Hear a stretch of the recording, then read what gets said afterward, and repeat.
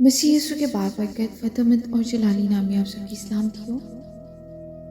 खुदावंद आप सबके साथ हो। खुदावंद आप सबको बरकत दे और कसरत से बरकत दे।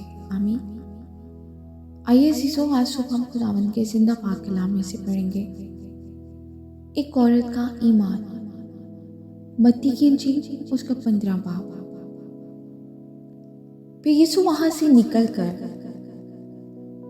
सूर और सदा के इलाका को रवाना हुआ, और देखो एक कनानी औरत उन सरहदों से निकली और पुकार कर कहने लगी, आए खुदावंद, आए इब्ने दाऊद, मुझ पर रहम कर। एक बदरू मेरी बेटी को बहुत सताती है।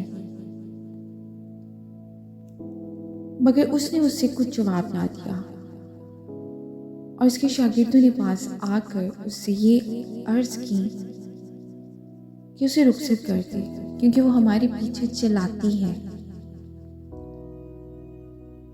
उसने जवाब में कहा कि मैं इस्राएल के घराने की खोई हुई भेड़ों के सिवा और किसी के पास नहीं भेजा गया।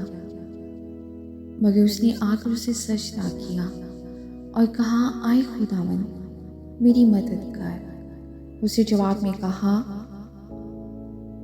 लड़कों की रोटी लेकर कुत्तों को डाल देना अच्छा नहीं।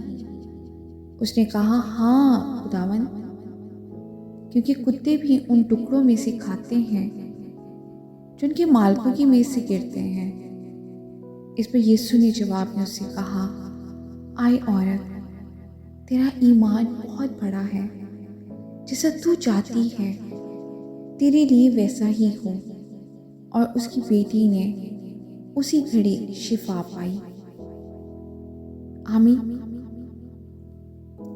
खुदाओं की जिंदा पाक कलाम के पढ़े और सुने जाने में उसकी खास बरकत हो। खुदावंद का शुक्र हो।